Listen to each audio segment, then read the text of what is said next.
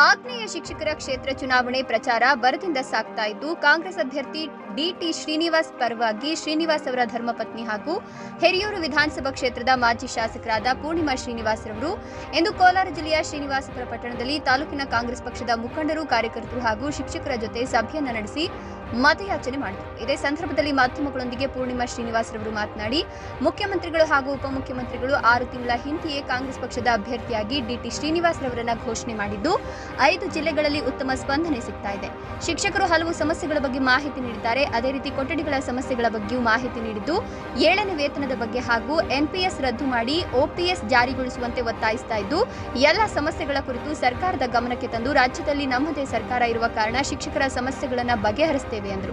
ಇದೇ ಸಂದರ್ಭದಲ್ಲಿ ಎಸ್ಎಸ್ಎಲ್ಸಿ ಫಲಿತಾಂಶದಲ್ಲಿ ತಾಲೂಕಿಗೆ ಪ್ರಥಮ ಸ್ಥಾನ ಪಡೆದಿರುವ ಸರ್ಕಾರಿ ಬಾಲಕಿಯರ ಶಾಲೆಯ ವಿದ್ಯಾರ್ಥಿ ಕೆಎಂ ಮೇಧಾ 625 ಅಂಕಗಳಿಗೆ 621 ಅಂಕ ಪಡೆದಿರುವ ವಿದ್ಯಾರ್ಥಿ ಮನೆಗೆ ಭೇಟಿ ನೀಡಿ ಸನ್ಮಾನಿಸಿ ಗೌರವಿಸಿ ಶುಭ ಹಾರೈಸಿದರು. ಇವತ್ತು ಆಗ್ನೇಯ ಶಿಕ್ಷಕರ ಚುನಾವಣೆಯ ಪ್ರಚಾರಕ್ಕೆ ಅಂತೇಳಿ ಶ್ರೀನಿವಾಸಪುರ ತಾಲೂಕಿಗೆ ಬಂದಿದ್ದೇವೆ. ಇವತ್ತು ನಮ್ಮ ಮುಖಂಡರು, ಹಿರಿಯರು, ನಮ್ಮೆಲ್ಲರೂ ಮಾರ್ಗದರ್ಶಕರಾದಂಥ ರಮೇಶ್ ಕುಮಾರ್ ಸರ್ ಅವರು ಕೂಡ ನಿನ್ನೆ ನಾನು ಅವ್ರ ಜೊತೆ ಫೋನಲ್ಲಿ ಮಾತಾಡಿದ್ದೆ. ಅವರ ಕಡೆಯವ್ರದ್ದು ಯಾವುದೋ ಒಂದು ಸಾವಾಗಿರೋದ್ರಿಂದ ಅವರು ಇವತ್ತು ಬರಲಿಕ್ಕಾಗಲಿಲ್ಲ. ಹಾಗಾಗಿ ಅವರ ಅನುಪಸ್ಥಿತಿಯಲ್ಲಿ ಅವರ ಪಕ್ಷದ ಎಲ್ಲ ಮುಖಂಡರ ಜೊತೆ ಸೇರಿ ನಾವು ಇವತ್ತು ಮತ್ತು ಶಿಕ್ಷಕರು ಸೇರಿ ಇವತ್ತು ನಾವು ಚುನಾವಣಾ ಪ್ರಚಾರವನ್ನು ಪ್ರಾರಂಭ ಮಾಡಿದ್ದೇವೆ.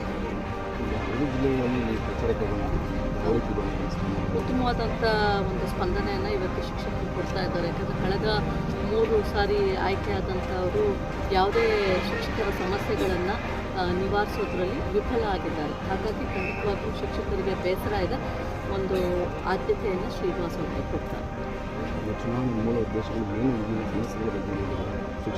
ಮತ್ತು ಶಿಕ್ಷಕರ ಸಮಸ್ಯೆಗಳು ಕಳೆದ 6 ತಿಂಗಳ ಹಿಂದೆಯೇ ಕೂಡ ಶ್ರೀನಿವಾಸ್ ಅವರಿಗೆ ಟಿಕೆಟನ್ನು ಪಕ್ಷದ ವತಿಯಿಂದ ನಮ್ಮ ಅಧ್ಯಕ್ಷರಾದಂಥ DK ಶಿವಕುಮಾರ್ ಅವರು ನಮ್ಮ ಮುಖ್ಯಮಂತ್ರಿಗಳು ಘೋಷಣೆಯನ್ನು ಮಾಡಿದ್ರು.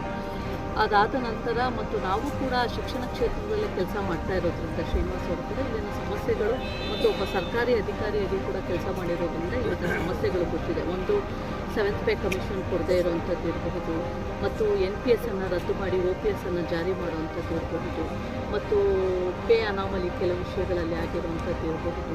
ಇನ್ನೂ ಅನೇಕ ಸಮಸ್ಯೆಗಳು ಏನು ಶಿಕ್ಷಣ ಮತ್ತು ಏಡೆಡ್ ಸಂಸ್ಥೆಗಳಲ್ಲಿ 2015 ನಂತರ ಹೊಸ ನೇಮಕಾತಿ ಆಗದೇ ಇರುವಂಥದ್ದು ಇರಬಹುದು. ಹೀಗೆ ಶಿಕ್ಷಕರ ಸಮಸ್ಯೆ ಮತ್ತು ವಿದ್ಯಾರ್ಥಿಗಳಿಗೆ ಬೇಕಾಗಿರುವಂಥ ಒಂದು ಕಟ್ಟಡದ ಸಮಸ್ಯೆ ಇರ್ಬೋದು. ಈ ರೀತಿಯಾದಂಥದ್ದನ್ನು ಅರ್ಥ ಮಾಡ್ಕೊಂಡಿದ್ದೇವೆ. ಇದನ್ನು ಸರ್ಕಾರದ ಗಮನಕ್ಕೆ ತಂದು ಖಂಡಿತವಾಗಲೂ ಸರ್ಕಾರ ಕೂಡ ಸಾಕಷ್ಟು ಅಂಶಗಳನ್ನು ಪಕ್ಷದ ಪ್ರಣಾಳಿಕೆಯಲ್ಲಿ ಹಾಕ್ಕೊಂಡಿರೋದ್ರಿಂದ ಕಳೆದ ಸಾರಿ ಸರ್ಕಾರ ನಡೆಸಿದಂಥ ಸಂದರ್ಭದಲ್ಲಿ ಕಾಂಗ್ರೆಸ್ ಸರ್ಕಾರ ಮುಖ್ಯಮಂತ್ರಿ ಸಿದ್ದರಾಮಯ್ಯ ಅವರು ಏನು ಪ್ರಣಾಳಿಕೆಯಲ್ಲಿ ಕೊಟ್ಟಂಥ ಎಲ್ಲ ವಿಷಯಗಳನ್ನು ಕೂಡ ಜನರಿಗೆ ತಲುಪಿಸುವಂಥ ಕೆಲಸವನ್ನು ಮಾಡಿದ್ದಾರೆ. ಹಾಗಾಗಿ ಶಿಕ್ಷಕರಲ್ಲಿ ನಾನು ವಿನಂತಿಯನ್ನು ಮಾಡಿಕೊಳ್ಳುವಂಥದ್ದು, ಪಕ್ಷ ಮತ್ತು ನಮ್ಮ ಸರ್ಕಾರ ನಿಮ್ಮ ಜೊತೆಯಲ್ಲಿದೆ. ಶಿಕ್ಷಕರ ಸಮಸ್ಯೆಗಳನ್ನು ನಿವಾರಿಸೋದಕ್ಕೆ ಮುಂಚೂಣಿಯಲ್ಲಿದ್ದೇವೆ. ದಯವಿಟ್ಟು ನಮಗೆ ಒಂದು ಅವಕಾಶವನ್ನು ಮಾಡಿಕೊಡಿ.